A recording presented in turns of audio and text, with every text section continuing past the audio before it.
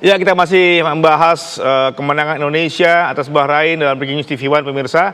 Dan dengan demikian maka kemenangan ini membuat posisi Indonesia itu akan menjadi sedikit lebih menguntungkan untuk bisa melaju ke babak selanjutnya. Nah, kita akan kembali terhubung dengan Bung Erwin dan juga Bung Opan. Bung Erwin, dengan kemenangan ini maka Indonesia berhasil mengumpulkan 9 poin dan masih ada tersisa 2 laga lagi. Jika melihat hitungannya sebenarnya kita mungkin masih bisa untuk menempati peringkat 2 apabila kita memenangkan 2 pertandingan terakhir begitu ya. Tapi bagaimana menurut Anda melihat chance yang ada saat ini? Ya, kemenangan ini memang nggak mengubah posisi Indonesia ya, tetap ada di posisi 4 gitu. Tapi poinnya menjadi lebih menguntungkan dibandingkan dengan Bahrain dan China yang ada di posisi 5-6 dengan poin 6. Artinya ya realistisnya Indonesia itu mengamankan posisi 4 atau syukur-syukur bisa ke posisi 3 gitu. Di posisi 3-nya ada Arab. Arab itu selisihnya hanya 1 poinnya. Mereka punya poin 10, Indonesia punya poin 9. Cuma Arab nggak harus menghadapi Jepang lagi. Arab itu menghadapi Bahrain di pertandingan away dan menghadapi Australia di home. Sementara Indonesia memang masih punya pertandingan lawan Cina gitu. Dengan posisi sekarang ya kita anggap Cina itu tim terkuat gitu ya. Meskipun Indonesia kalah juga lawan Cina di pertandingan pertama kan. Tim paling lemah di grup ini karena posisinya paling bawah gitu. Tapi Indonesia kan kalah juga lawan Cina. Anggaplah kita menang nanti di Indonesia di Jakarta lawan Cina. Tapi lawan selanjutnya adalah Jepang dan harus bermain di Jepang. Jepang sudah lolos, mungkin mereka akan menurunkan pemain yang biasa jadi cadangan. Tapi itu kan nggak jadi Jepang jadi mudah untuk dikalahkan oleh Indonesia. Jadi realistisnya memang ada di posisi 4 atau 3. Kalau dengan catatan Arab ini terpleset di salah satu pertandingannya ya antara lawan Bahrain atau Australia. Sementara kita menang terus. Ini juga nggak mudah kan. Menang lawan Cina oke, masuk akal dengan permainan seperti tadi misalnya ya. Tapi kalau menang lawan Jepang ataupun seri aja lawan Jepang itu kan tugas yang super berat gitu ya. Meskipun tetap ada kemungkinan tapi nggak mudah. Bahrain harus menghadapi Arab di partai home. Mereka bisa seri, bisa menang gitu, bisa kalah juga gitu. Tapi pertandingan berikutnya Bahrain itu lawan China di away. Ya, Cina sekali lagi mungkin menjadi tim yang paling lemah sekarang karena poinnya posisinya paling bawah gitu. Tapi sekali lagi apapun bisa terjadi, fluktuatif sekali gitu. Jadi kuncinya memang Indonesia itu mutlak harus menang lawan Cina kalau mau mengamankan posisi 4 atau 3. Dengan asumsi oke lah Jepang susah untuk diambil poinnya baik seri ataupun menang gitu. Tapi mutlak harus lawan Cina kalau mau lolos ke babak keempat ya. Ya. Secara head to head kita cukup diuntungkan ya dengan Arab Saudi kita unggul atas Bahrain juga, jadi kita punya keunggulan head to head ya sebenarnya.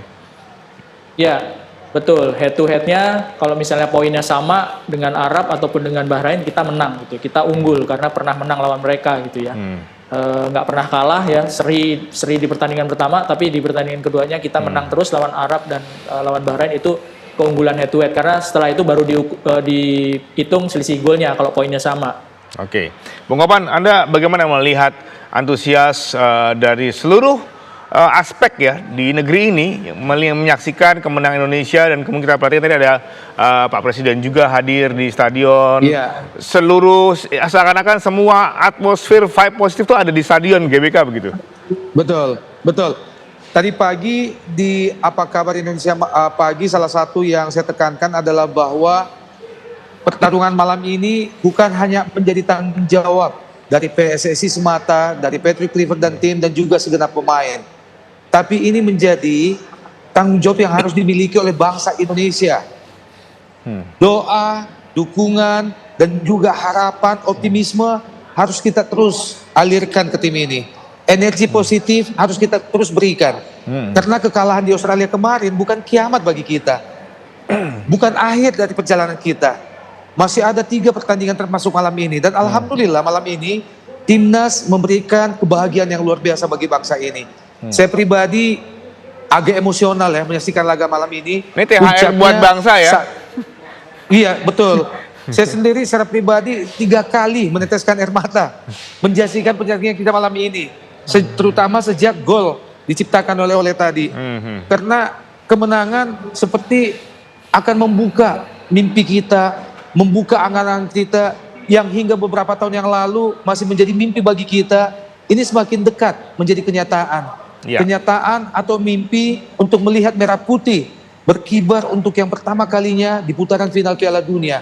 Dan kalau kita tidak optimis, kalau bangsa ini selalu diselumiti oleh pesimisme, dikotomi antara Sintayong dan Patrick Kluivert, dikotomi atau perbedaan antara naturalisasi dan pemain asli Indonesia, maka kapan mimpi itu akan terwujud?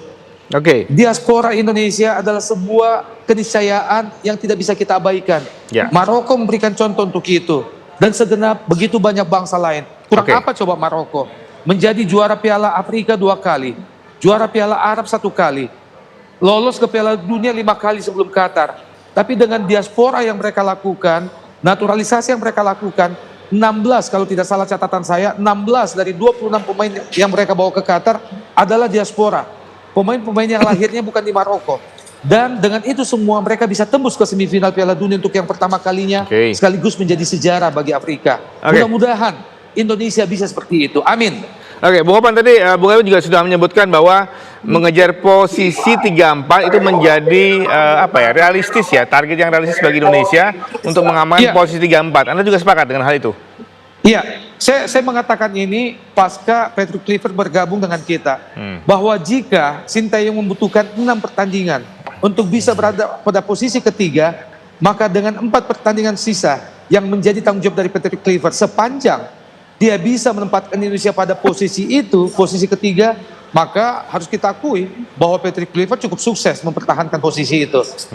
Nah, sebetulnya di 2 laga tersisa nanti, Indonesia cukup diuntungkan. Kenapa tidak? Karena 3 negara lainnya menjadi saingan kita, yakni Australia, Arab Saudi, dan juga Bahrain. Mereka akan dipertemukan satu dengan yang lain di 2 laga tersisa nanti. Kemudian Indonesia akan menghadapi, seperti kata Erwin tadi, salah satu tim yang sangat lemah. Dan kita akan menghadapi itu di kandang kita sendiri. Sebutlah insya Allah, dengan optimisme kita bisa mengalahkan Cina di GBK nanti. Berarti 12 poin milik kita. Kemudian hal lain yang agak menarik adalah Jepang sepertinya tidak terlalu ngotot untuk memenangkan semua pertandingan yang mereka sisa yang mereka lalui. Ya. Salah satu contohnya mereka ditahan imbang tadi oleh Arab Saudi di kandang sendiri. Artinya mudah-mudahan Jepang menurunkan tim pelapis nanti di Jepang sehingga kita bisa mencuri poin di sana. Mungkin Ya. menang sangat sulit bagi kita, tapi sebutlah draw masih sangat terbuka bagi kita. Artinya kita akan memiliki 13 poin. Sementara yang tidak kalah menariknya, di laga terakhir nanti Arab Saudi akan bunuh-bunuhan dengan Australia di kandang Arab Saudi. Nah, mudah-mudahan sebutlah Arab Saudi di laga terakhir menghadapi Australia mereka berbagi draw. Kemudian di Bahrain Arab Saudi juga draw. Maka posisi 3 sangat bisa kita miliki. Tapi kalau misalnya antara Australia dan Arab Saudi dan Bahrain ada yang saling mengalahkan, kemudian ada yang terpleset termasuk Australia, maka terbuka kemungkinan jika kita bisa mencuri poin di Jepang, kitalah yang berada di posisi kedua. Mudah-mudahan, amin. Apalagi kalau kita bisa mengalahkan Jepang, who knows? Bola bundar. Oke, Erwin, dengan yang kita saksikan malam hari ini, dengan 2 pertandingan yang masih ada di depan kita, apakah Anda percaya atau Anda berkeyakinan bahwa sebenarnya yang kita tunjukkan pada malam hari ini itu adalah pakem yang sudah Indonesia banget gitu loh. Jadi ya sebenarnya ini yang harus dipertahankan gitu dalam laga-laga ke depan. Sebenarnya kan mainnya kayak apa harusnya tergantung lawannya juga seperti apa ya. Ya. Tapi paling tidak di beberapa pertandingan sebelumnya dengan main seperti pola main tadi dengan formasi seperti tadi itu kan hasilnya positif ya. Kalau nggak seri menang gitu. Kalahnya lawan Australia kemarin ketika menurut saya formasinya berbeda sekali gitu. Kalau lawan Australia kan Calvin Verdong dimainin sebagai back tengah ya, bukan sebagai back sayap kiri. Back sayap kirinya ada Dean James gitu. Tapi tadi Calvin Verdong kembali lagi ke posisi kiri dan pakai 3 back sejajar, di kanannya Kevin Dix gitu. 3-4-3. Mungkin ya formasinya kalau diubah lagi itu kan beresiko sebetulnya kan ya. Pemahaman antar pemainnya juga perlu waktu lagi gitu. Ya mungkin formasi seperti tadi yang cocok paling tidak ya untuk menghadapi lawan-lawan seperti Bahrain, Arab Saudi yang sudah kita lewatin dengan kemenangan, dan berikutnya kan China. Tapi sekali lagi tergantung mainnya mau seperti apa. Kalau formasinya seperti ini gitu, mainnya apakah neken langsung garis pertahanan tinggi atau nunggu dengan counter gitu ya, atau dengan bola-bola variasi bola pendek atau bola panjang, main sayap. Ini tergantung lawannya sih gitu. Tapi setidaknya dengan formasi dan cara main seperti tadi kan hasilnya positif gitu.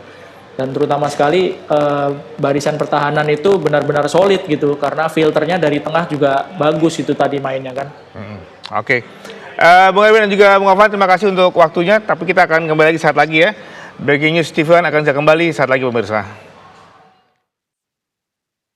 Kita kembali ke Breaking News TV One. Pemirsa, Presiden Prabowo Subianto menyaksikan langsung pertandingan saat Indonesia menaklukkan Bahrain 1-0 di Stadion Gelora Bung Karno. Berikut pernyataan Presiden beberapa saat usai laga. Alhamdulillah ya kita berhasil. Kita perjuangannya cukup baik, mereka berjuang keras. Saya ucapkan terima kasih PSSI ya, maju terus. Mudah-mudahan lah kalau ini tadi kita kalah, kita sudah tahu pemilih berarti ada masih ada kesempatan kita maju terus. Beda nggak Pak masih Ya. lagi nih? Insya Allah. Ya. Ada evaluasi nggak Pak dari Bapak? Ada evaluasi nggak Pak? Bagus. Saya kira lumayan kita. Oke. Terima kasih. Ya, sekarang kita akan lanjutkan lagi obrolan kita dengan Bung Erwin dan juga Bung Opan. Kepada Bung Erwin terlebih dahulu, Bung Erwin, dari apa yang kita saksikan pada malam hari ini ketika kita berhasil meraih kemenangan 1-0, apa yang dapat Anda lihat, apa yang dapat Anda simpulkan, apakah kita memang sudah berada di jalur yang tepat untuk bisa mencapai Piala Dunia impian? Saya rasa kita semua harus tetap bisa mengontrol ekspektasi ya. Karena begini, setelah kita nggak usah jauh-jauh, setelah ini kan lawan China tanggal 5 Juni. Waktu pertandingan pertama itu kan optimis banget gitu menghadapi Cina gitu. Bisa menang karena Cina kan habis 3 kali kalah berturut-turut kan. Tapi nggak taunya malah lawan tim yang habis kalah berturut-turut, Indonesia malah kalah gitu. Jadi ekspektasinya harus tetap dikontrol gitu ya, tidak berlebihan karena menjadi beban juga tentunya takutnya ke pemain, ke tim gitu ya. Karena ekspektasi yang berlebihan. Setelah lewat dari Cina misalnya Indonesia menang, mudah-mudahan Indonesia menang. Kalau mainnya seperti tadi, optimisme bisa menang gitu ya, optimis bisa menang gitu di Jakarta gitu. Kalau menang lawan Cina, tentu peluang untuk lolos ke babak berikutnya terbuka, tergantung bagaimana pertandingan di pertandingan lainnya, lawan lainnya itu seperti apa. Kalau misalnya lolos ke babak keempat, itu pun juga kan lawannya juga berat-berat gitu. Sekarang aja yang sangat mungkin untuk jadi lawan di babak keempat itu kan Uni Emirat Arab, Qatar, Irak atau Jordan, Oman atau Kuwait, sama Arab Saudi. Kemungkinan Arab Saudi. Itu kan nggak ada yang mudah. Tim-tim asal Timur Tengah itu nggak akan mudah gitu. Dan yang lolos dari itu kan nanti 6 tim dibagi 3 ya, dibagi 2 grup, isinya 3. Hanya home turnamen 1 kali main. Juara grupnya baru lolos langsung ke Piala Dunia itu. Itu kan juga bukan hal yang mudah gitu ya. Untuk lolos langsung di babak ketiga ini juga udah sangat tipis kemungkinannya buat Indonesia karena Jepang udah lolos, Australia sekarang posisinya sudah sangat aman gitu, cukup aman gitu. Jadi ekspektasinya harus tetap jangan terlalu tinggi gitu ya. Oke, bagaimana dengan Bu Opan? Apa Anda sepakat dengan Bu Erwin? Saya sepakat. Sesungguhnya saya sempat mengatakan bahwa sebetulnya setelah kalah dari Australia kemarin belum kiamat. Dan kalaupun misalnya kita gagal lolos langsung mendampingi Jepang nanti, yang memang hampir pasti menjadi milik Australia ya, hampir pasti. Sebutlah kita di posisi ketiga. Maka posisi ketiga atau keempat itu juga bukan kiamat, karena kita masih akan lolos ke ronde keempat. Nah, ronde keempat nanti kan masih akan menyisakan 6 negara, dibagi 2 grup. Satu grup 3 negara. Pemuncak klasemen dari masing-masing grup itu akan lolos langsung menyusul 6 negara yang sudah pasti lolos ke Piala Dunia 2026. Dan kalaupun di situ, misalnya kita gagal menjadi pemuncak klasemen, maka kita masih punya peluang untuk memperebutkan 1 tiket ke babak playoff mewakili Asia menghadapi wakil dari Afrika ataupun dari Amerika Utara. Tapi sebutlah itu adalah sebuah skenario yang terlalu jauh. Yang kita inginkan sekarang adalah bagaimana kita bisa menyelesaikan misi kita di grup C ini dulu. Sekali lagi bola bundar, hanya Jepang saat ini yang sudah pasti lolos ke sana dan menjadi pemuncak klasemen. Australia belum ada jaminan 100%, apalagi Arab Saudi. Oleh karena itu, jangan berhenti sampai di sini, teruslah untuk bercita-cita, walaupun ekspektasi yang kita letakkan tidak harus terlalu tinggi, jangan overconfidence. Tapi dengan skenario-skenario yang kita miliki sekarang, saya yakin bahwa minimal Patrick Kluivert bisa mempertahankan tim ini pada posisi ketiga di klasemen akhir nanti. Ya, baik, Bung Koman dan juga Bung Erwin, terima kasih untuk berbagi ceritanya pada malam hari ini. Kita berbagi kebahagiaan. Ya. Alhamdulillah Indonesia berhasil mengalahkan Bahrain 1-0, sehingga harapan untuk ke Piala Dunia juga semakin terus terjaga. Semoga Ya. kita bisa menambah poin lagi di bulan Juni nanti. Terima kasih sekali lagi. Iya, sama-sama. Terima kasih. Pemirsa, demikian obrolan kami dengan pakar-pakar sepak bola untuk menyambut kemenangan Indonesia atas Bahrain pada malam hari ini. Di mana dengan kemenangan ini maka Indonesia tetap berada di posisi keempat klasemen dengan meraih 9 poin, meninggalkan Bahrain dan juga China dengan 6 poin.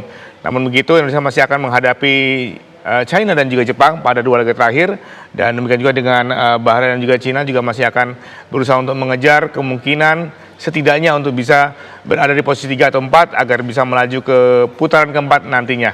Dengan demikian Indonesia masih harus berjuang lagi, di mana laga berikutnya akan berlangsung pada bulan Juni nanti.